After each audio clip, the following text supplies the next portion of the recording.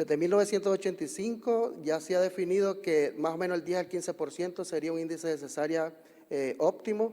Esto establecido por la Organización Mundial de la Salud, pero también dándole seguimiento el UNFA, el CLAP, la OPS, entre otras instituciones, y que verdaderamente sirven de guía para que nosotros podamos tomar ciertas conductas. En el 1916, el doctor Edwin Cragin, un estadounidense que estableció ciertos criterios en el manejo práctico de las embarazadas, tales como la cefalopelvimetría, que en la actualidad pues lógicamente está en desuso, pero también expresaba el enunciado de que después de una cesárea siempre va a ser una cesárea. Sin embargo, esto, a pesar del tiempo, a pesar de los años, pues se han venido haciendo estudios que prácticamente pues, le dan la razón en cierta parte, pero que en la medicina basada en evidencia sabemos que no es del todo cierto. Estas son estadísticas mundiales en las que sabemos que no estamos, prácticamente todos compartimos muchas debilidades con respecto al índice de cesárea, pero que cuando cotejamos los resultados perinatales prácticamente no van de la mano, no son coherentes. O sea, aumentamos el índice de cesárea, pero mantenemos altos los resultados perinatales en el caso del neonato.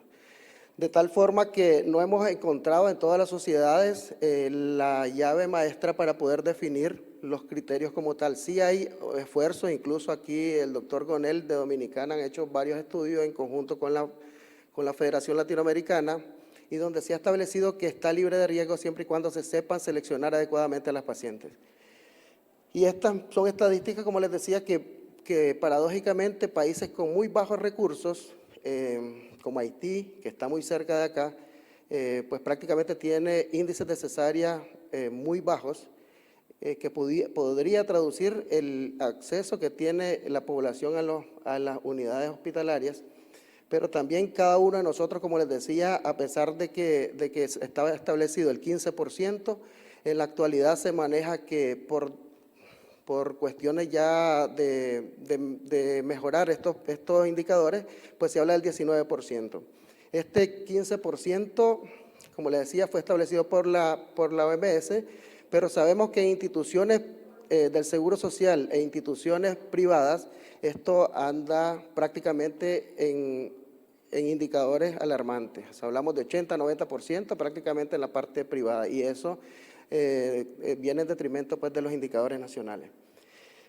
Entonces vemos en el 2015 la misma OMS establece que no debemos de centrarnos en los indicadores como tal. Los indicadores de cesárea no deben de ser un parámetro siempre y cuando la mujer lo necesite.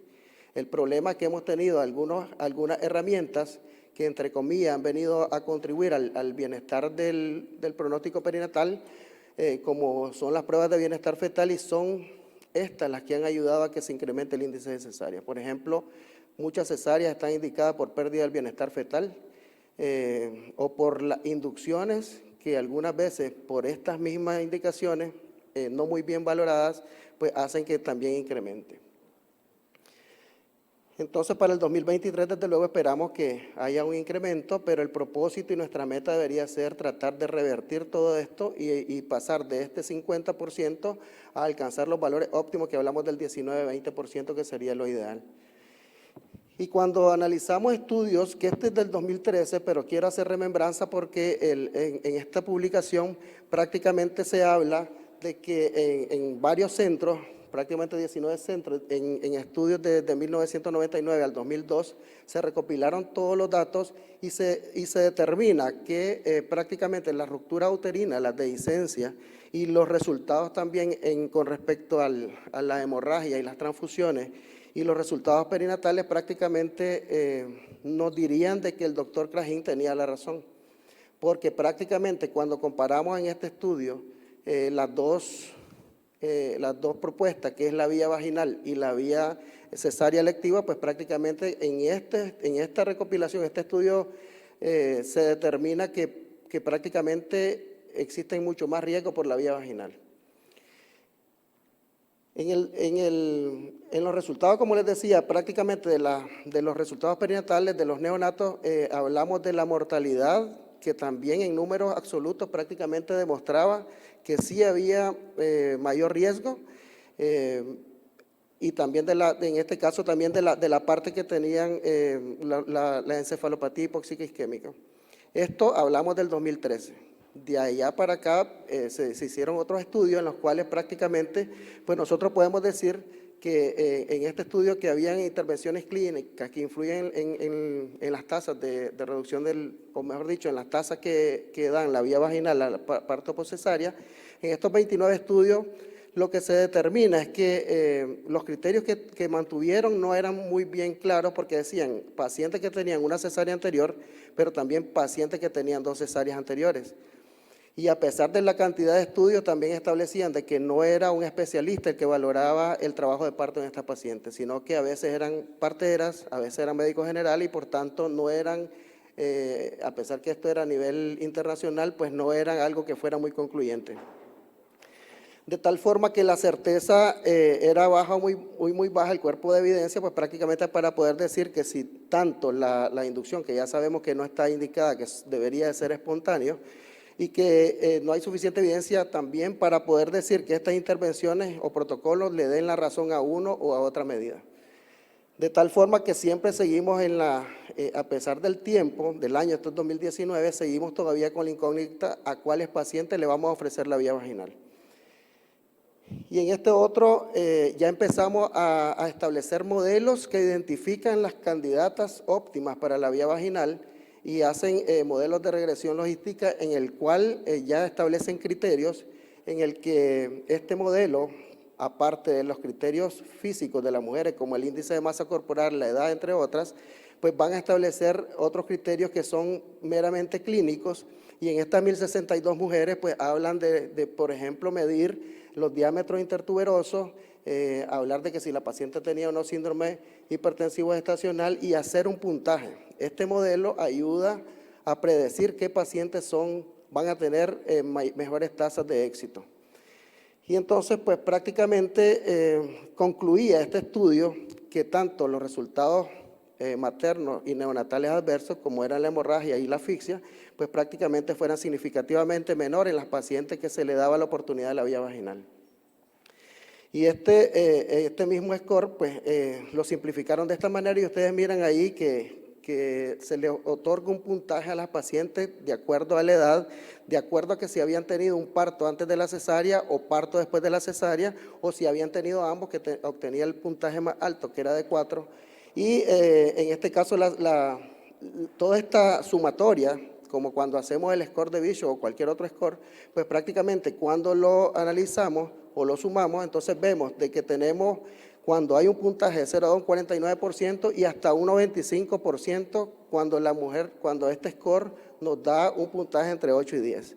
De tal manera que sí, bien es cierto, nos orienta a ver cuál es la mejor candidata, también nos va a orientar a ofrecerle mejor información para que la familiar y la paciente tomen la decisión más correcta.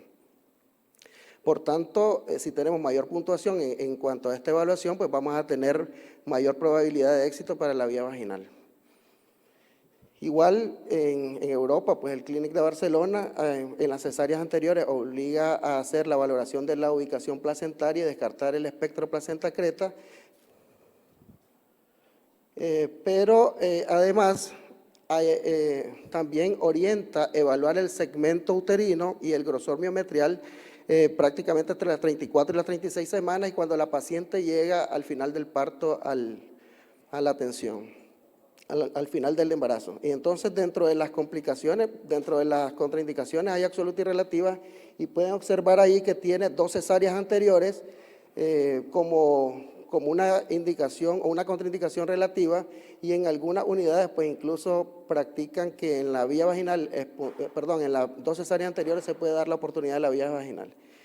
Y hacen una medición del grosor del segmento más o menos mayor de 3 milímetros y el grosor miometral más o menos de 2 milímetros. Esto se hace con la vejiga media llena y ellos proponen que se haga por la vía transvaginal, de tal forma que que no es parte del score que habíamos mencionado anteriormente, pero que cuando medimos esto y el grosor tiene más de 3 milímetros, el éxito o el riesgo de ruptura uterina o de dehiscencia va a ser mucho menor.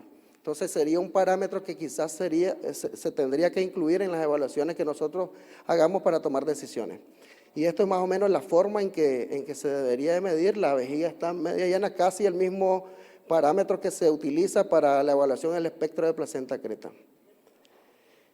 Y entonces miran, de acuerdo a estos, la calculadora que tiene el INI, el Clínic de Barcelona, prácticamente habla del porcentaje de éxito. O sea, si la predicción es mayor del 60%, pues ellos le dan la vía vaginal, y si es menor, en este caso, pueden darle de acuerdo a la preferencia de la paciente, porque siempre es importante la decisión de ella, y cuando tiene menos de 10, pues prácticamente se le ofrece la cesárea.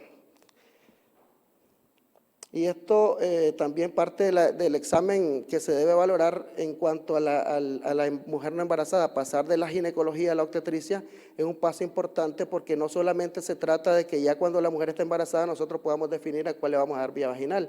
En este caso es cuando hablamos la presencia del istmo-cele o el nicho, en el que esta evaluación ya de prima a primera nosotros podemos decir de que muy difícilmente con el miometrio residual que puede tener, nosotros podamos dar en un futuro que esta mujer se embarace la vía vaginal.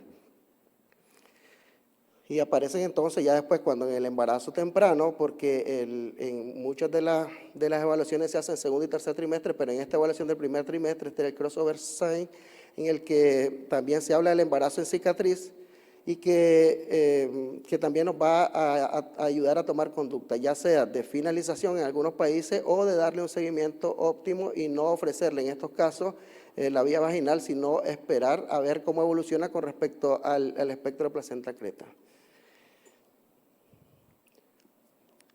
Y esto más o menos también es una revisión estructurada también de los datos, que este es del 2022, es reciente, pero que al final concluye más de lo mismo. Todas las revisiones, desde que evaluamos desde el 2013 hacia acá, aunque sean estudios multicéntricos y revisiones sistemáticas, todos orientan a que debemos de tener, que sí hay evidencia de los beneficios, pero que también existen riesgos.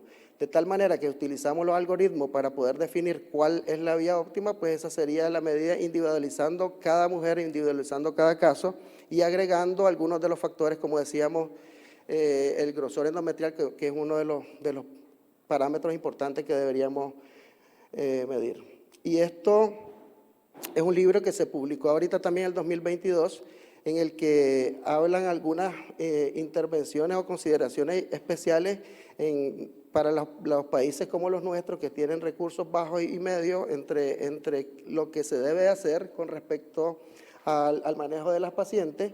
Y algunas de las intervenciones que se proponen es, por ejemplo, pues desde luego evitar la primera cesárea. O sea, redefinir qué paciente se le va a hacer cesárea de forma absoluta. Por eso la OMS también utiliza los criterios de Robson. Pero en el caso, por ejemplo, de los embarazos gemelares de presentación cefálica, pues en unidades donde se comprometan a hacer una vigilancia de esto, pues no dar la vía cesárea, sino ofrecer la vía vaginal. Igual las distocias funiculares u otras condiciones de evaluaciones, como es la evaluación de las pérdidas del bienestar fetal. Por lo menos en nuestro país se está estandarizando prácticamente que todos los médicos generales, médicos formación, residentes y especialistas en ginecobstetricia, pues conozcan acerca de las pruebas de bienestar fetal, de tal forma que nadie las interprete a su manera y por tanto cada quien indique la cesárea de la forma como mejor lo considere. Y entonces esto conlleva establecer protocolos estandarizados, como le decía también, que es definir las distocias cervicales, o en algunas unidades, en algunos países que se propone no inducir entre las 39 y 40 semanas, como está propuesto, sino también darle en estos centros, como se quiere formar también aquí en Dominicana, en el que se tiene que evaluar en esta unidad si a esta paciente se le puede dar un tiempo más, siempre y cuando las condiciones del feto lo permitan. Redefinir en este caso entonces la edad de finalización, no solamente decir 39, 40 semanas, sino esperar siempre y cuando tengamos las herramientas para la vigilancia. Y quizás, esto lo dice el libro, quizás acuñar algunos conceptos que nosotros costumbre o porque ya han habido estudios, hablamos de 2 horas para definir la progresión del trabajo de parto, pero algunos mencionan de que pueden esperarse con la vigilancia correcta hasta 4 horas y redefinir la etapa activa del trabajo de parto, no a los 4 centímetros, sino proponer los 6 centímetros. Estos son solamente propuestas, desde luego no va a favor de lo que dice el CLAP con respecto al partograma, porque ya con 4 horas se nos va a desviar, pero como decíamos, si la propuesta es hacer un centro para el parto por cesárea, pues lógicamente tendrá que evaluarse este caso. Y esto, en la revista latinoamericana, en la que participó también República Dominicana, que se hicieron 200 casos, pues prácticamente no hubo ninguna complicación, ruptura, ni de discencia, ni hemorragia. Y en otro estudio, después de que se publicó en el 2019, pues prácticamente tampoco hubo mayores complicaciones, por lo que decimos de que la propuesta, aparte de todos los estudios que siguen, del doctor Crajín, después de una cesárea, siempre cesárea, pues la consideramos que no sería óptima siempre y cuando nosotros podamos individualizar el caso. Para finalizar, solamente invitarlos a este curso Transcongreso en el tema que estamos viendo el aumento del índice de cesárea, en el que participará el doctor Álvaro Nieto y el doctor Palacios Araquemada en Nicaragua en el año 2023. Prácticamente van a hacer cirugías en vivo, pues prácticamente para que todo el mundo pueda acceder a ella, ya que estamos relativamente cerca. Y el Congreso Centroamericano, que también están invitados en febrero del 2023, febrero-marzo, que es una semana para que ustedes también puedan participar. Muchas gracias.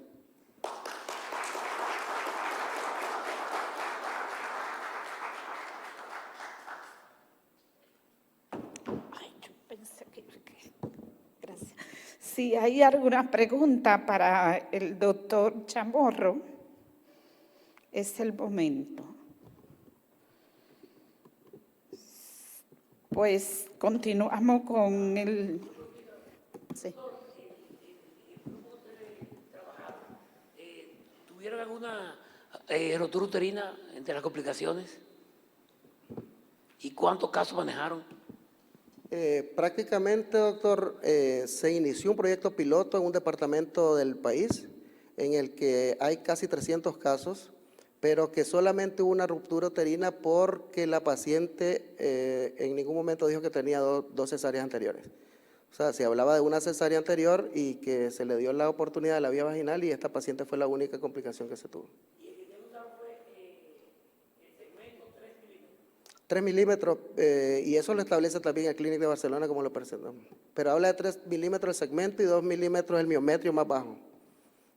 Sí. Nosotros hicimos un trabajo aquí hace 2 años con 100 pacientes. Le dimos parto vaginal, tuviera 1 o 2 cesáreas. El intervalo genético de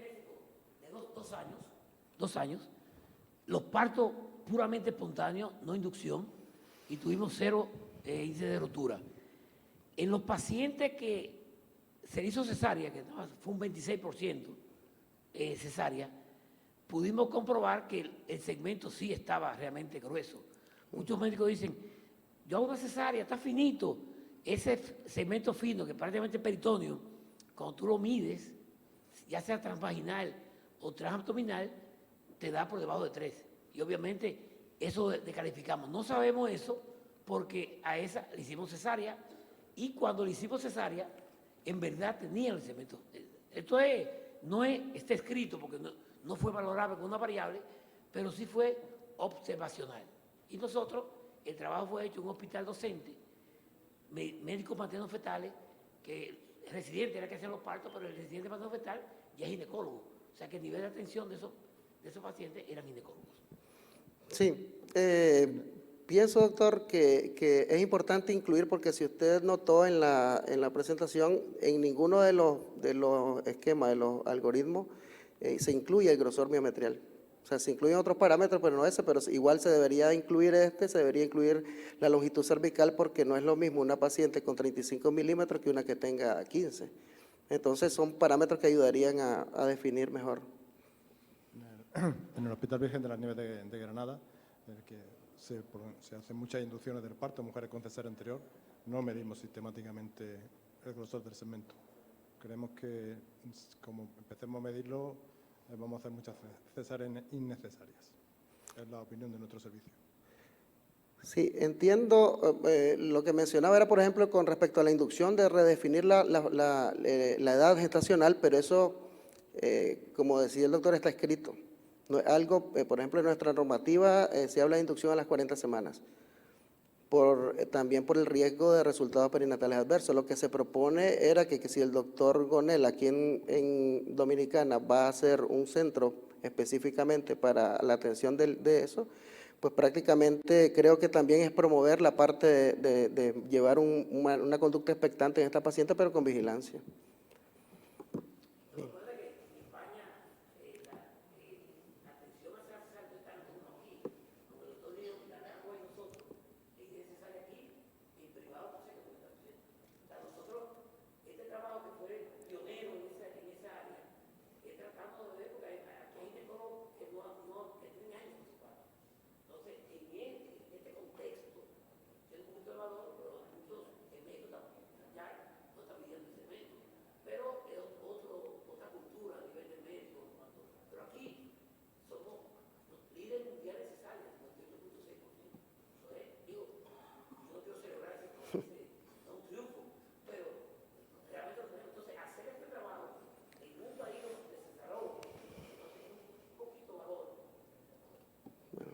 Muchas gracias.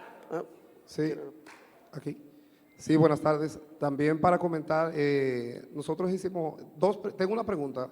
La pregunta, ¿cuáles fueron los criterios más fuertes de selección de esas pacientes para dar oportunidad de parto vaginal luego de una cesárea previa? Y comentar, hicimos un estudio en el Hospital Universitario, Maternidad Nuestra Señora de la Altagracia, donde seleccionamos 200 pacientes. 200 pacientes que tenían cesáreas anteriores en una ocasión previa. A 100 le hicimos cesárea interactiva, es decir, la segunda cesárea por cesárea anterior, y a 100 le dimos oportunidad de parto vaginal luego de una cesárea. De esas 100 pacientes, solamente una tuvo una dehiscencia de la histerografia, y de las 100 que hicimos cesárea por cesárea anterior, tuvieron un 15% más de infecciones, mayor que las pacientes que se dio oportunidad de parto vaginal. Es decir, que siempre es bueno tratar y lograr los lineamientos. La pregunta se la hice porque tenemos unos criterios, los protocolos nacionales de parto vaginal, que si uno se pone a cumplir cada uno de esos requisitos para dar oportunidad de parto vaginal, no le vamos a dar oportunidad de parto vaginal a ninguna paciente con cesárea previa. Muchas gracias.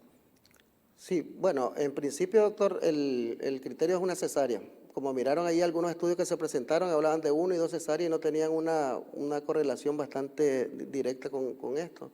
Pero es una cesárea, pero en los puntajes se habla de que si tuvo una cesárea anterior, perdón, un parto vaginal anterior previo a la cesárea, aumenta el éxito de las pacientes. Y si tiene las dos, uno antes y otro después, pues el éxito va a ser mucho mayor. Y se le agrega un puntaje mayor con respecto al score que estamos ahí definiendo.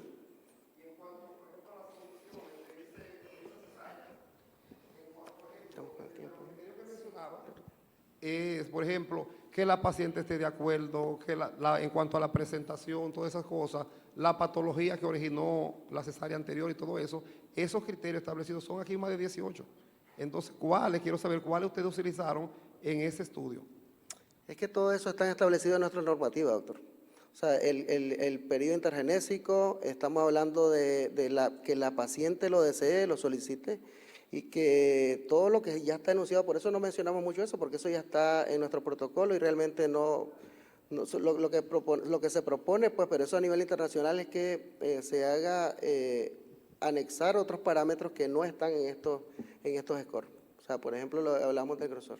Muchas gracias por cuestiones de tiempo. Por cuestiones de tiempo, las preguntas que quedaron pendientes, pues se le pueden acercar al doctor y se las hacen y no disculpan. Vamos a continuar. Gracias, doctor. Vamos a continuar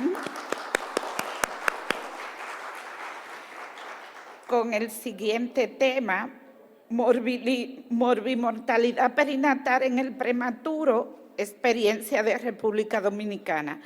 Estará a cargo del doctor Tevenín, obstetra, con una subespecialidad en medicina perinatal y presidente de la Sociedad Dominicana de Medicina Perinatal.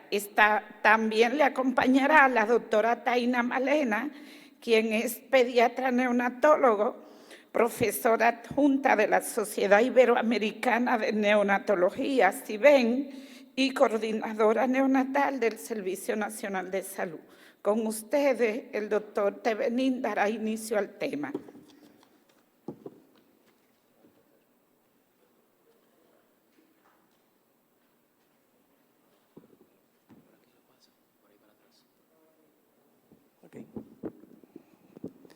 Bien, muchas gracias a todos y principalmente pues la oportunidad que nos dan por estar aquí con ustedes y poder conversar un poco de la parte de lo que tiene que ver con el prematuro, que es el contexto de este simposio. Creo que la parte de lo que fue la cesárea y el tema anterior pues tiene mucho valor y mucha necesidad de conocer un poco más acerca de esto, dentro de lo que es nosotros reducir la muerte y mortalidad del prematuro. Vamos a hablar nosotros un poco de nuestra estrategia, de lo que en nuestro país tenemos, qué es lo que hay y qué es lo que nos compete dentro de la prematuridad. Aquí algunos de los datos de las personas que en este momento vamos a presentar. Y yo solamente quería siempre recordar en una presentación que estamos en un congreso de la Federación Latinoamericana de Medicina Perinatal y que la medicina perinatal muchas veces es un contexto que a veces no es claro. Entonces yo siempre mantengo el criterio de lo que es la perinatología dentro del contexto que la perinatología engloba las especialidades que tienen que ver con la mujer y el recién nacido. Pero que aquellas especialidades que aunque no sean obstétricas ni neonatales desde el punto de vista pediátrico, sino especialidades afines, el común denominador que deberían de tener es que conozcan el desarrollo del embarazo y del recién nacido.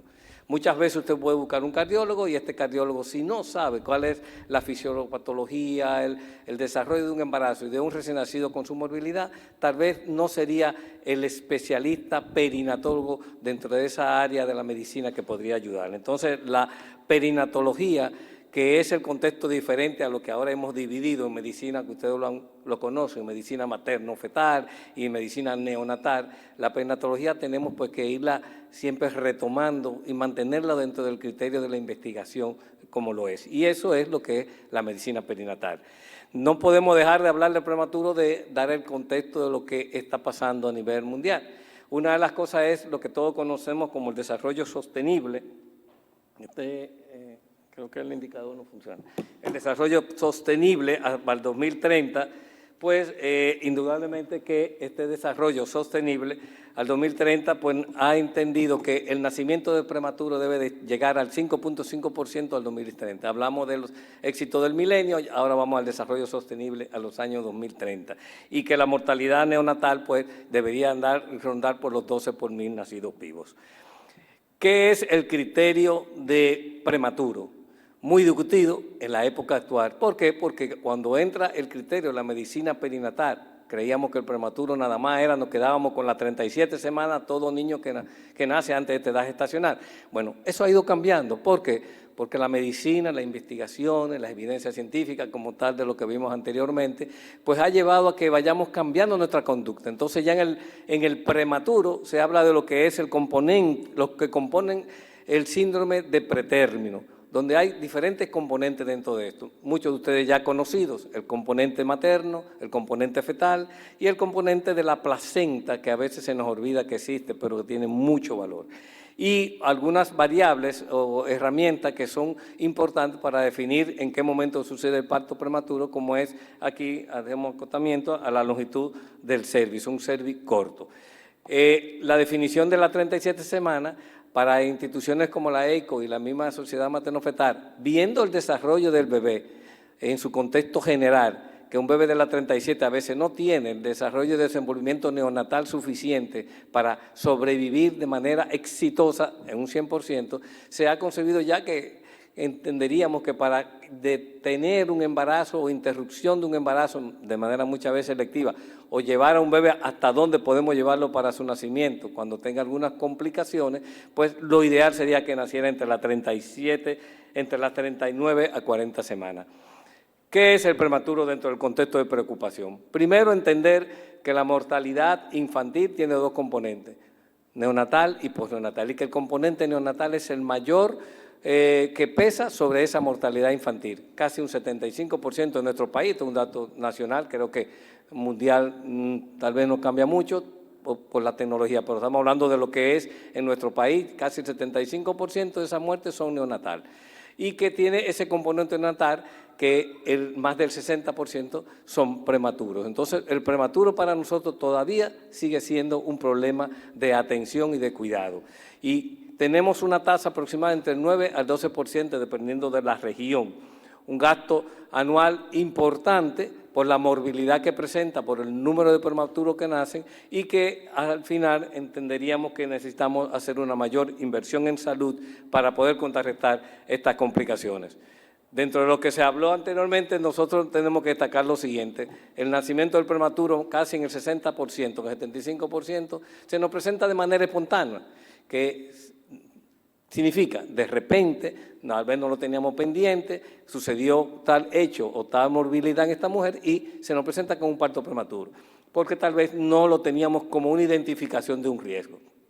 Dentro de eso está el 30%. Ese 30% que ponemos ahí es el indicado, considerado para muchas instituciones como el iatrogénico, donde entra lo que deberíamos de aprender un poquitico de lo que nos presidió anteriormente, que es la cesárea anterior.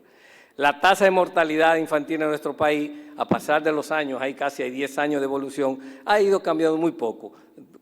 Se mantiene en más que todo entre un 18 y hasta un 20, la que es supuestamente la observada. Pero es interesante que esa mortalidad neonatal, dentro de esa tasa de mortalidad infantil en nuestro país, en el año 2018 estaba por los 16 por 1000 nacidos vivos. Pasó algo en el contexto del 19 y el 20, todos sabemos en qué nos envolvimos en ese periodo, tanto a nivel mundial, pues nuestro país no estuvimos escapados de esto, y fíjense cómo estadísticamente al extrapolar las muertes de mortalidad neonatales en esos 2 años, en el 19 era porque teníamos una implicación local donde había una remodelación casi de todas las instituciones públicas y la cantidad de partos y la cantidad de atención cambió, y el médico fue menos interferente en los nacimientos. En el 2020, pues sabemos lo que pasó realmente con esa pandemia, y también el médico fue muy interferente. Las pacientes nada más iban prácticamente a las instituciones a parir. No había una intervención tan directa, y yo diría que el 30% de diatrogénica tal vez lo pudimos reducir en esos 2 periodos.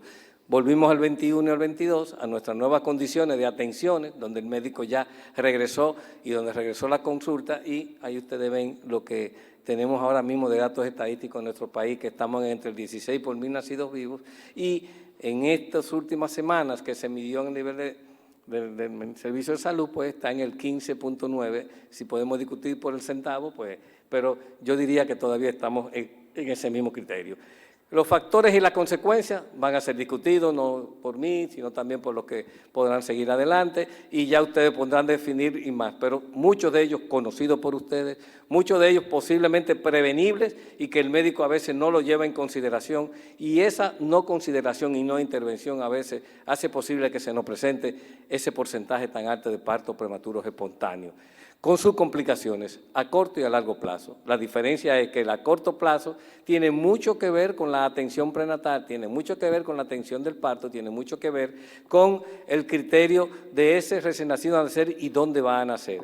A largo plazo, menos controlable, pero a mí siempre y a nosotros como país nos ha preocupado, y ya hay un programa de atención y de trabajo sobre esto, sobre la parálisis cerebral, el gran problema que también lleva a la mamá, a la papá, a la familia y al Estado tener que sostener esta gran complicación a largo plazo.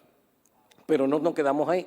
Entonces, por ahí le presento aquí 3 protocolos de atención que han sido creados y que ya se supone que figuran en los niveles de atención, sobre enfermedades de síndrome de distrés respiratorio, sobre el manejo del recién nacido prematuro y sobre la alimentación y cómo el cuidado de ese prematuro, principalmente con el proyecto que muchos conocemos en nuestros países latinoamericanos, que es el Mamá Canguro, el proyecto Mamá Canguro y los proyectos de nutrición. Pues esos 3 protocolos se supone que deben de ser un contexto de aplicación y de manejo en nuestras instituciones. Pero qué sorpresa esto, cuando tú te vas a una institución donde se supone que están esos protocolos, una institución de tercer nivel, y analizamos dentro de las muertes que suceden de los niños que ingresan a una unidad de cuidado intensivo, vemos que el 79% eran prematuros de los que murieron, y con sus complicaciones de hemorragia intracraneal, hemorragia pulmonar, que son parte y atributos al mismo prematuro. Entonces, lo que vemos de protocolo y lo que vemos es lo que esto nos ha demostrado, que tal vez es un factor que influye en la mortalidad neonatal, como nuestro índice a analizar en nuestro país. Muchas intervenciones, buenas unas, otras todavía en evaluación, medicamentos de por un lado, a veces intervenciones, diríamos, técnicas, y que han buscado la forma de reducir el parto prematuro. Pero yo me hago la pregunta, ¿y por qué seguimos con nuestra misma tasa entre un 9 a un 12%? ¿Y por qué seguimos con la misma mortalidad? Bueno, una de las cosas que nosotros planteamos, aquí entramos en la idea que tenemos dentro del contexto de discutir con el Ministerio de Salud, como sociedad y como médica al fin, y es que vimos que una de las herramientas es la longitud del cuello. Bueno, el cuello ahora, la longitud cervical ha sido una herramienta importante, todos lo conocen aquí, como hay numerosas investigaciones donde se ha ido a determinar que un cuello en un embarazo, mientras más corto, el valor predictivo de que se produzca un pretérmino viene siendo cada vez más alto, partiendo de este trabajo que hizo la gente de Macho Team, donde estaba el doctor José Villar. Y bajo ese mismo criterio, en ese mismo año, a consiguiente, la Federación Americana de Sociedad de Medicina Fetal, pues consideró que la longitud del cuello era importante. Tanto su longitud en cuanto a considerarla entre cuál era la medida importante, aquí se plantean los 20 a 30 milímetros, tanto como el factor de riesgo, si la mujer tenía el antecedente de parto prematuro, si existía también un mayor riesgo de prematuridad aunado a esto, a una longitud cervical. Y entonces esos factores unidos a esto le hicieron hacer el siguiente razonamiento. ¿Por qué, aún teniéndolo en cuenta, se presentaba entonces el parto prematuro en esa mujer? Bueno, porque posiblemente no lo consideramos analizar en esa mujer que con algunos riesgos identificados en la consulta prenatal podía ser parte de esta medición cervical. Y es una de las grandes situaciones que tenemos ahora en nuestro país. Nosotros trabajamos en un área donde hacemos evaluaciones prenatales importantes, y yo me pongo además y cojo 10 y digo, 10 indicaciones para evaluar este embarazo a las 18 o 20 semanas. ¿Cuántas tomas tú de ahí que te dice que el médico dice, evalúeme el cuello, si acaso una? Entonces, pero si acaso una de esas indicaría tal vez evaluar el cuello para esa mujer que, aunque ni siquiera se ha analizado los factores de riesgo y que posiblemente asintomática, podría tener un cuello corto en un momento determinado. Y entonces entendemos que la cervicometría es un componente, parte de eso, que el médico debería como clínico tener pendiente en nuestro país. ¿Por qué? Porque la cervicometría está demostrado dentro del mismo contexto de lo que analicé anterior en la diapositiva, que disminuye los falsos positivos, disminuye esas intervenciones iatrogénicas, como decía el doctor también, que forma parte de la longitud del cuello hasta de una intervención de una cesárea anterior. No es lo mismo un cuello con una longitud que otro tipo de longitud más corta, otro tipo de longitud más larga, para a veces tú tomar decisiones, inclusive hasta en un embarazo de postérmino. Entonces, la longitud cervical creo que es una herramienta que tenemos que ir analizando, y nosotros estamos tratando de hacer ese llamado de atención y identificar los pacientes que sean necesarios de este tratamiento. Indudablemente que la vía transvaginal es la que ayuda más. Como el ejemplo de esto, ustedes ven aquí, en un embarazo entre las 19 a 20 semanas, el contexto sería siempre de esa manera, que el paciente llega de manera voluntaria y usted tener la oportunidad de decir, bueno, ella podría medirse el cuello, sí, pero fíjese, ese cuello se midió cuando usted comenzó, se le hizo un poco de presión nada más a la cabeza, y fíjense realmente el cambio que hace ese cuello en una paciente que ustedes comenzaron que era normal. Y esa señora no llegó ni a las 30 semanas de embarazo posteriores cuando fue seguida. Entonces, una atención nada más a esto nos da a entender que verdaderamente podemos tener una herramienta que nos puede ayudar.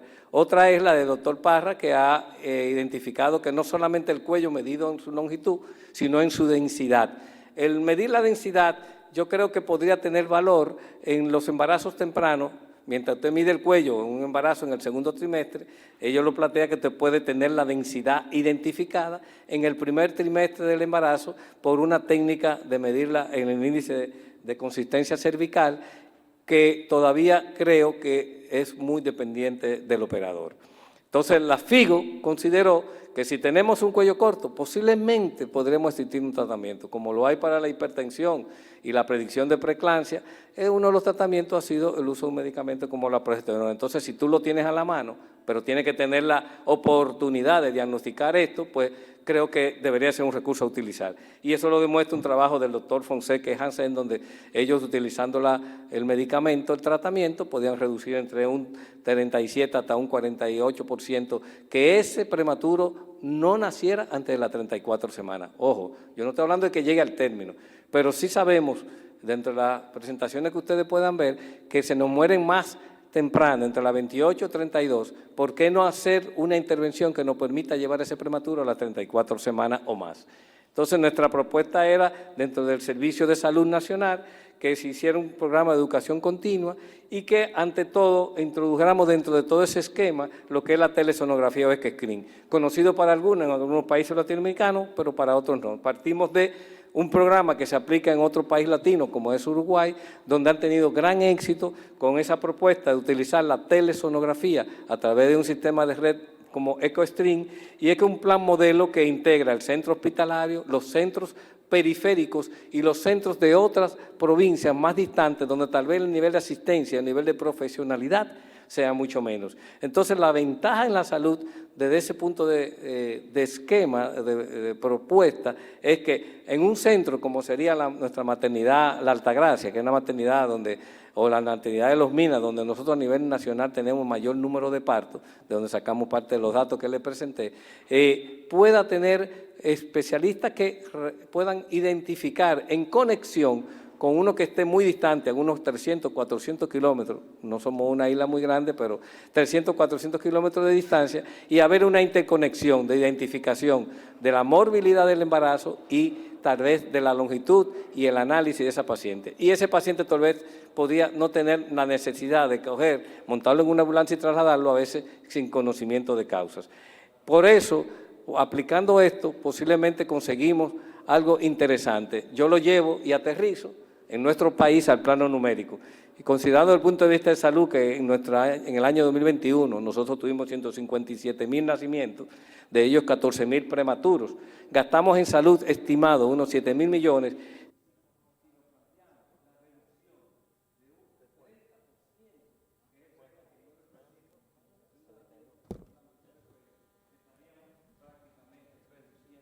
O economizando 2,000 millones de pesos dominicanos en esto.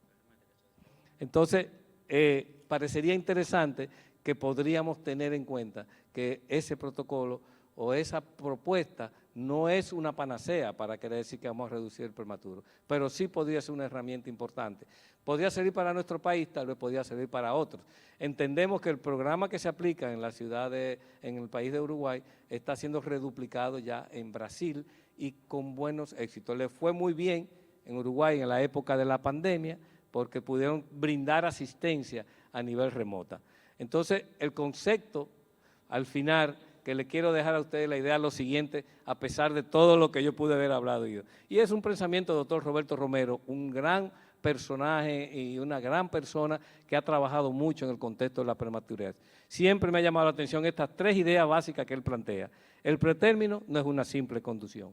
No hay un simple test, yo no estoy dándole la panacea ni un simple test para poder predecir el parto pretérmino.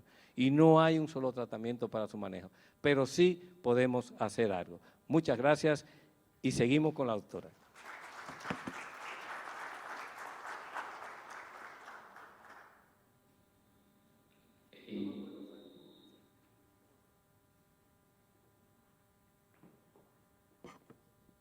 Sí, bueno, buenas tardes. Gracias, doctor Tevenín, y gracias al equipo organizador por la invitación. Para mí siempre un placer poder dirigirme a una sala donde tenemos obstetras y neonatólogos juntos, de eso se trata, de trabajo en equipo. ¿Pueden levantar la mano, por favor, los que son obstetras? Ok, excelente. Bueno, los neonatólogos aquí somos menos, pero igual, yo creo que aquí todos estamos para defender la salud del recién nacido. Bueno,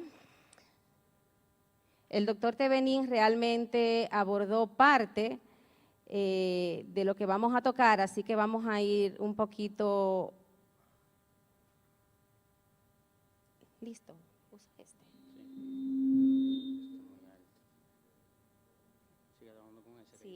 Sí, déjame este, perfecto. Bueno, realmente ya el doctor Tevenin tocó esta parte y volver a hablar de lo mismo es como llover sobre mojado. Mucho se habló la semana pasada a propósito del Día Internacional del Prematuro, sobre lo que pasa con el recién nacido prematuro, pero yo quiero que nos enfoquemos en esta parte acá. Si cerramos nuestros ojos 20 segundos e imaginamos 7.600 recién nacidos que mueren diariamente en el mundo por causa de prematurez, estamos imaginándonos 7.600 dolores al corazón de alguien, de una madre, de una familia. Entonces, no solamente son estadísticas, realmente es algo que impacta desde el punto de vista social, sobre todo por el gran impacto clínico y económico. ¿Y qué es lo que más nos afecta a nosotros? Y yo creo que la mayoría, no sé, creo que hay de otros países acá en el salón, es el tema de las grandes brechas que existen en los cuidados que reciben los recién nacidos, en países ricos y en países como el nuestro. Entonces, fíjense que la balanza siempre se inclina de manera desfavorable a los países pobres. 9 de cada 10 bebés morirá. En los países ricos, 9 de cada 10 sobrevivirá. Entonces, ¿cuál es la situación en República Dominicana y por qué nos llama tanto la atención los resultados que tenemos? Fíjense que 98% de nuestros partos son institucionales y 97% de las consultas son dadas por especialistas. Sin embargo, esta es la tasa de mortalidad neonatal que nosotros exhibimos. Y ustedes han escuchado que la tasa de mortalidad materna bajó muchísimo este año en comparación con años anteriores, un 46%, algo así. Y entonces yo siempre digo, ¿pero por qué no se refleja en la mortalidad neonatal? Deberían de ir de la mano, sin embargo, no es lo que nosotros estamos viendo. La prematuridad, como en todos los países, principal causa de muerte. De hecho, se habla desde el 2015, si realmente es una pandemia lo que existe. Y si nosotros analizamos, mueren cada año más niños de prematuridad que los que se llevó la pandemia. Sin embargo, esto como que no llama la atención de los líderes a nivel mundial, pero sí se puso mucha atención con el tema de la pandemia por COVID. Gastos promedio, el doctor los mencionaba. Solo quiero resaltar aquí algo. En nuestro país, más o menos 2.5%, del 8% de los que nacen prematuros son menores de 1.500 gramos. Estos bebés consumen entre 500.000, 750.000 y a veces más de 1 millón de pesos, con una estadía entre 14 días y muchas veces hasta 2 meses hospitalizados. Todo lo que hay que gastar en dispositivos para asistencia respiratoria mecánica, medicamentos de alto costo, cafeína, surfactante. En nuestro país, cualquier recién nacido, por pobre que sea, en la frontera con Jimaní que nazca, tiene acceso a surfactante, que no tienen muchos países de la región. Y seguimos preguntándonos por qué tenemos estos resultados tan desfavorables. ¿Y qué decir? Unidades de cuidados intensivos que a su vez aportan más a la carga por discapacidad, por los mismos cuidados que se generan. Y vamos a ver más adelante cómo la parálisis cerebral, el retraso psicomotor nos impactan de manera alarmante. Y yo creo que lo más importante en esto es que cada uno vaya haciendo como un análisis de ¿y yo qué estoy haciendo para cambiar en la institución donde yo trabajo?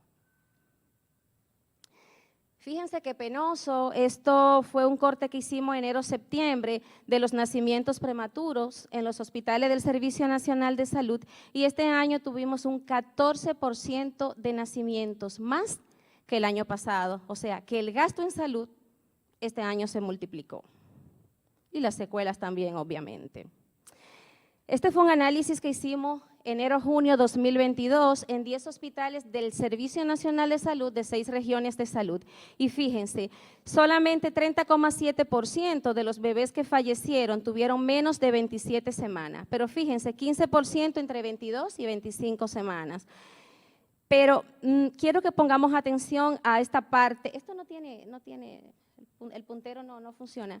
Fíjense que entre las 32 a 37 semanas, 42% de los bebés que fallecieron. ¿Qué significa esto? Que independientemente de que tengamos surfactante, unidades y todo lo demás, no debería de morir en la época del año, de la vida en que estamos en nuestro país, con los avances que tenemos, un bebé de 32, 34 semanas. ¿Y qué decir de uno de 37 semanas? ¿Y sabe qué significa? Que estamos sacando un montón de bebés de prematuros tardíos y se nos está muriendo, y de eso vamos a hablar un poquito más adelante.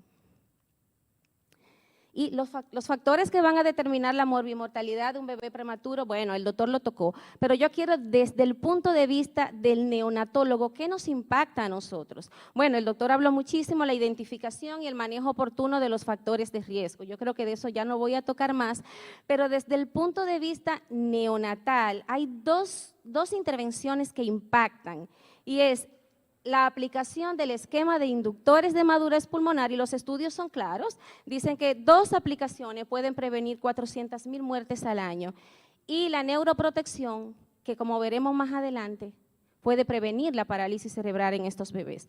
Ya hay factores inherentes al bebé, la edad gestacional, la manera como trasladamos este bebé, los cuidados desde el punto de vista neonatal, porque siempre digo, señores, no es solo responsabilidad del neonatólogo, tampoco es solo responsabilidad del obstetra, esto es una responsabilidad compartida. Y qué pena que a veces vemos en nuestros hospitales unidades llenas de niños con asfixia perinatal, con prematurez extrema, y los residentes ni siquiera pasan por ahí a ver qué pasó con ese bebé, ni los obstetras tampoco. Sin embargo, a nivel privado eso no pasa.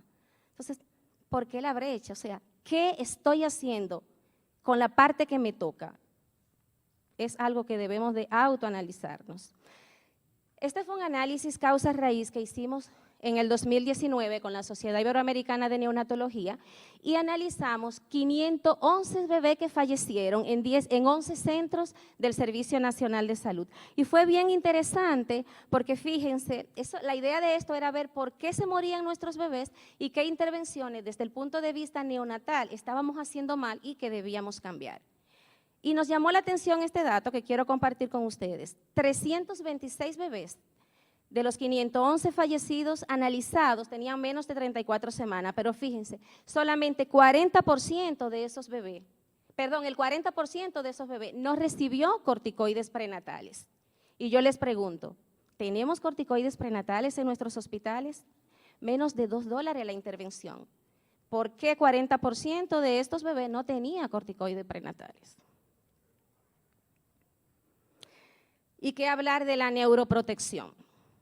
Se habla de que el sulfato de magnesio como neuroprotector tendría un efecto beneficioso al reducir 30-40% el riesgo de parálisis cerebral y de disfunción motora a largo plazo.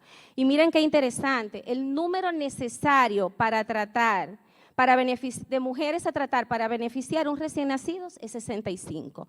Y usted dirá, bueno, sí, para una madre que tiene un bebé con parálisis cerebral es mucho. Entonces, ¿por qué la prisa de sacar un bebé corriendo cuando la mayoría de las veces sabemos que puede esperar hacer estas intervenciones? Y las complicaciones del parto prematuro. En esta diapositiva no me voy a detener mucho, aunque son las más frecuentes, pero no son las que más nos impactan, porque tenemos surfactante, tenemos cafeína, pero sí me preocupa mucho de esta diapositiva lo que son las infecciones asociadas con la asistencia en salud. Y realmente es lo que nos está matando a nuestros niños prematuros a corto plazo. No es el síndrome de dificultad respiratoria, no es la enterocolitis, porque se han hecho mejoras importantes como país, pero sigue siendo un dolor de cabeza las infecciones asociadas a la atención en salud. Y esto sí quiero que nos detengamos un poquito, porque sí es responsabilidad del equipo de obstetricia, aunque también nosotros tenemos una cuota en la manera en que cuidamos a estos bebés. Fíjense eso, la parálisis cerebral, los estudios, las evidencias están acá. Bebés de menos de 28 semanas de edad gestacional tienen un riesgo de 30 a 80 veces mayor de hacer parálisis cerebral que un recién nacido de término. Leucomalacia periventricular, hemorragia periventricular, periodo crítico, 24 y 34 semanas. ¿Y por qué hago la comparación? Porque cuando nace un bebé de 25 o 26 semanas, van a la unidad y dicen, ah, bueno, pero ni modo, no se va a salvar. Y uno de 34 semanas que te hace una leucomalacia periventricular, ¿es justo que un bebé de 34 semanas lo haga? Es algo en lo que tenemos que detenernos a pensar. La hemorragia pulmonar, señores, 50% de los bebés que hacen hemorragia pulmonar van a fallecer. Entonces, son de las cosas que tenemos que detenernos a ver. Y el desarrollo cognitivo, metaanálisis, 71 estudios de cohorte identificaron que estos bebés tienen un score de coeficiente intelectual mucho más bajo que los controles. Son bebés que en la edad adulta van a tener mucho menos oportunidades de insertarse a la vida laboral y casi siempre se convierten en una carga para el Estado y para las familias. Bueno, lo mismo para la salud mental. Estos niños tienen mayor riesgo de alteraciones depresivas y de ansiedad y se han relacionado mucho en los últimos estudios con alteración del espectro autista. Aquí quiero que nos detengamos brevemente y es el prematuro tardío. Para mí un grave problema de salud pública. Y por favor, entendamos lo siguiente, un recién nacido no es un recién nacido pequeño. Las complicaciones que presentan pueden ser letales y la mayoría de estos bebés ameritan intervenciones en la unidad de cuidados intensivos. Solamente entrar a la unidad de cuidados intensivos ya es un riesgo para el recién nacido. Sí es cierto que se salvan en las UCIN, pero también es cierto que las intervenciones que hacemos impactan de manera negativa en el neurodesarrollo de estos bebés. Así que a la hora de tomar una decisión, de hacer una cesárea muchas veces innecesaria y de decisiones apresuradas, recordemos estos datos. A veces los datos nos aburren, pero sin data no hay acción. Entonces a veces tenemos que saber qué pasa con estos bebés.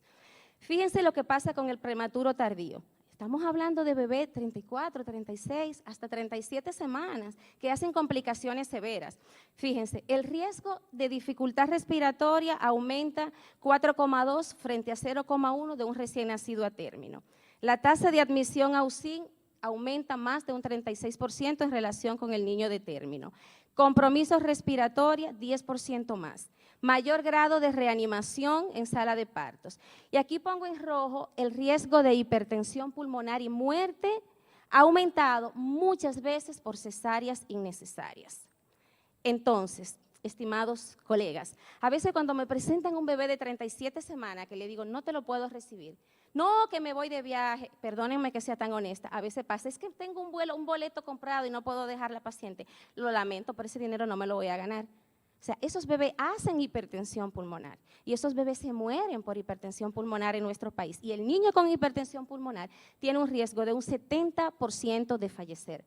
Así que a la hora de dar cuchillita alegremente, recordemos las complicaciones que pueden derivar estos recién nacidos.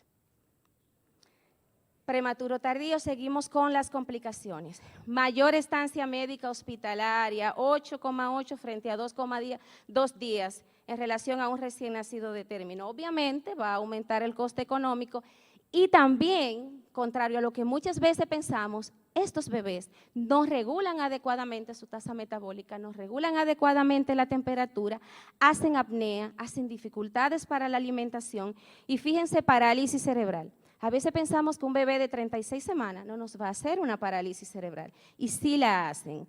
Hablamos de un riesgo de 0,43 frente a 0,14 de un bebé recién nacido a término. Lo mismo para el retraso mental, duplicado en un recién nacido prematuro tardío.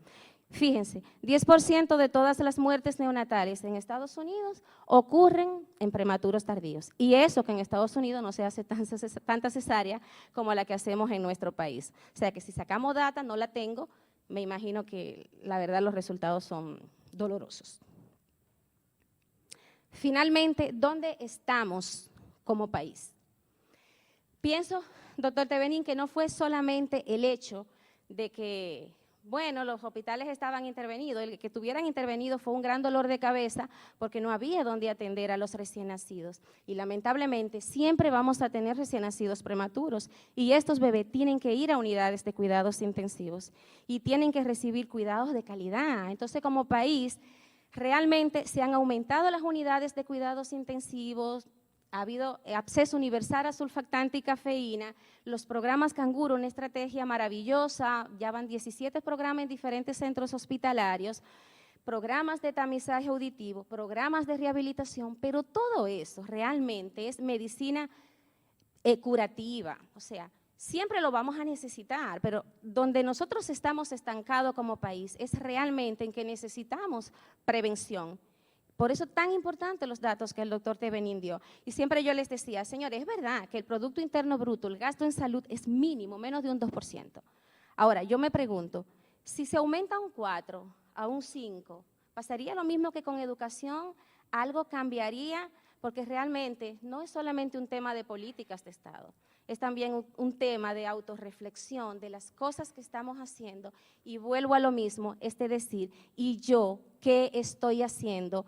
¿Qué parte de lo que me toca yo estoy cumpliendo y cuáles cosas yo puedo cambiar? Así que hoy solamente nos queda decidir si seguimos curando o si también prevenimos y intervenimos estas áreas, sobre todo lo que es la mejora de la calidad de la consulta prenatal. Así que muchas gracias.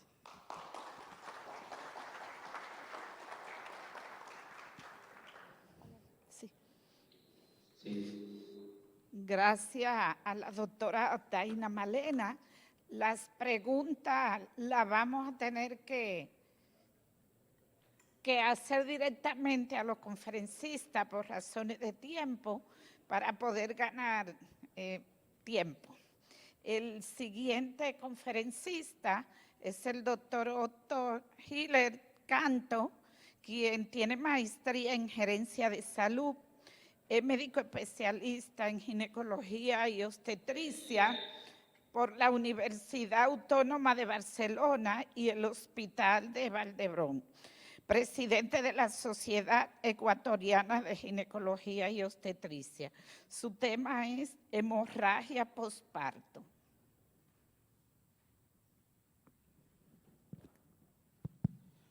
Buenas tardes. Ante todo, gracias al comité organizador, a los doctores Garrido y Ávila, por la invitación realizada.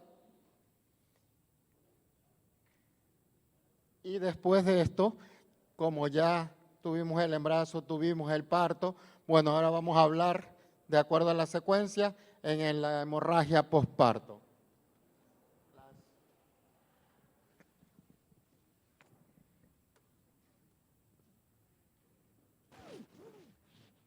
¿A qué definimos una hemorragia posparto?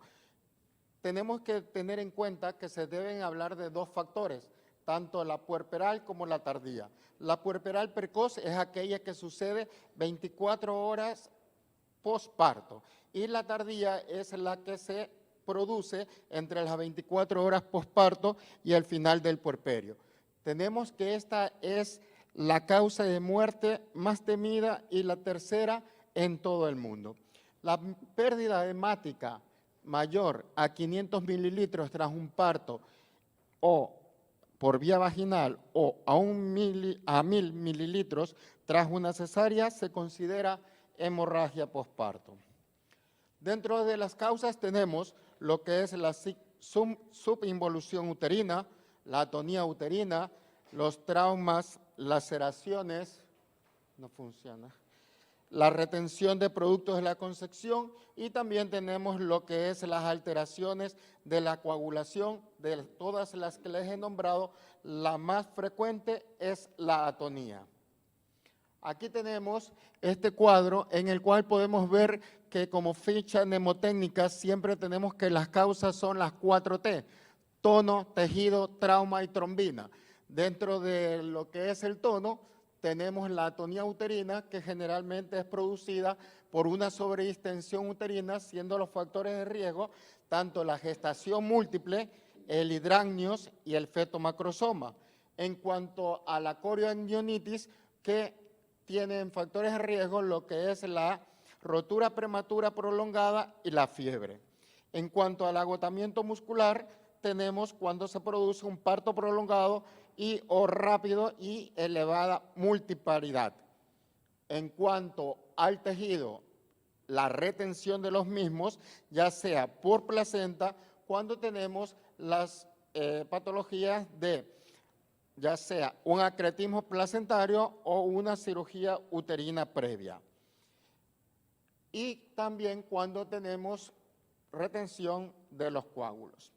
Las lesiones a nivel del canal del parto es cuando tenemos un trauma, los cuales pueden ser definidos o producidos a nivel de desgarros del canal del parto, como parto instrumental, fase de expulsivo. Simultáneamente a la estabilización hemodinámica de la paciente, se debe buscar e identificar la causa de la hemorragia para poder aplicar el tratamiento adecuado. Después del alumbramiento, se debe inspeccionar la placenta para buscar la integridad de la misma. Ahora, también tenemos que tener en cuenta que cuando hay una inversión uterina, el primer paso sería detener la infusión de fármacos uterotónicos. Si el replanteamiento es manual, es insatisfactorio, hay que recurrir a la administración de sustancias que relajen el útero y reintentarlo, siendo de elección la nitroglicerina de 50 a 500 microgramos endovenoso.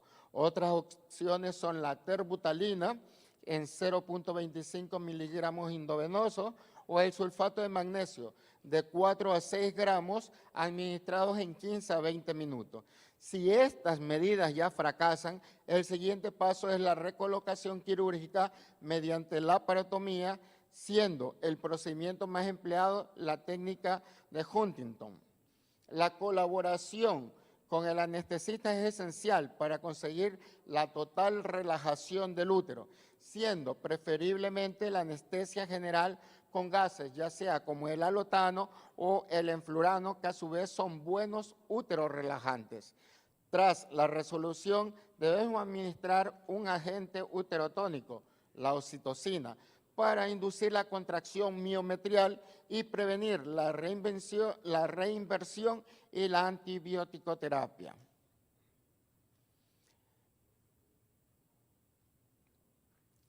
En cuanto al tratamiento, el tratamiento etiológico de la hemorragia posparto precoz tiene que tener en cuenta los siguientes puntos. Es de suma utilidad conocer si se trata de una hemorragia de la tercera fase o es una hemorragia posparto verdadera, de acuerdo a lo que hemos hablado anteriormente. Las hemorragias posparto de la tercera fase, previas al alumbramiento de la placenta, son poco frecuentes. En este caso, debe procederse a su extracción con una tracción suave y mantenida del cordón. Si la placenta no emerge en 30 minutos después del parto, debe sospecharse que puede haber una placenta retenida o una inserción anormal de la misma. En el primer caso, se procede a la exploración manual del útero. La extracción de la placenta se efectúa introduciendo una mano enguantada en la cavidad uterina y controlando el fondo con la otra mano. Se sigue el cordón umbilical hasta su inserción y se identifica el borde inferior de la placenta para proceder a su separación mediante un movimiento de sierra. Una vez desprendida, se tracciona la membrana hacia el exterior, mientras que con la mano situada sobre el fondo uterino se realiza siempre el masaje con movimiento rotacional. Si esto no fuera suficiente y aún permanecieran restos intracavitarios, debería realizarse un legrado. Debido al alto riesgo de perforación uterina puerperal, por ser un útero grande y blando, debe usarse legra de gran tamaño, como es usar la legra de Pinar. Y si es posible, todo esto debemos hacerlo bajo tratamiento ecográfico. Aquí tenemos lo que podemos usar, los fármacos, la oxitocina, la metilergonobina, las prostaglandinas F2 alfa, las prostaglandinas E1, tenemos la carbetocina, que es el Duratobal, a 0.1 miligramos endovenoso en bolo lento, en dosis única. Este generalmente es un análogo sintético de la oxitocina, pero de vida media más larga. Se comercializa en España, por lo que su rango de acción es más prolongado, mayor a 1 hora. Se elimina por la vía hepática, por lo que está contraindicado en insuficiencia hepática, además de epilepsia, eclampsia, preeclampsia y trastornos cardiovasculares graves. equivale a la administración de 50 unidades internacionales de oxitocina con un perfil de seguridad similar a esta, pero con la ventaja de una menor intervención de riesgo de pérdida hemática mayor a 200 mililitros y una menor necesidad de masaje uterino y administración posterior de oxitocina. Aquí también vamos a pasar un poco de esto. Hasta aquí. Cuando tenemos la ligadura arterial, pasa a ser una de las maniobras más utilizadas, ya que es fácil y rápida de realizar y, por supuesto, es accesible en cualquier centro donde se practique el parto. La ligadura uterina bilateral ha pasado a ser la técnica de excelencia, desplazando a un segundo plano la ligadura de las arterias ilíacas uterinas, que son las arterias hipogástricas, debido a su mejor accesibilidad y a su localización no tan próxima a ureteres o venas ilíacas, lo que le confiere un mayor porcentaje de éxito al disminuir todas las situaciones anómalas y por lo tanto mejora mucho más. Esto es lo que le decía, tenemos aquí lo que son las ligaduras de las uterinas, tanto una ligadura alta como una ligadura baja estándar, que es muy común. En cuestión del tiempo, también tenemos que tener en cuenta que cuando tenemos una cesárea y tenemos atonía uterina, hacer el Belinch, esto también nos ayuda, ¿no? Que es en forma de tirantes y a tratar de achicar el útero a su mayor ponencia. Vamos a pasar esto. Bueno, si tenemos en cuenta todo lo mejor dicho, pues podríamos tener este lindo atardecer, que es una de las playas crucitas de mi bello Ecuador, y están todos invitados para el primer Congreso Internacional Dr. Gene Alarcón Castro de la Sociedad Ecuatoriana de Ginecología y Obstetricia de Manabí, de la cual tengo el honor de presidir, que los esperamos a todos, si fuese posible, del 8 al 10 de junio del próximo año en el Hotel Oro Verde de la ciudad de Manta. Gracias.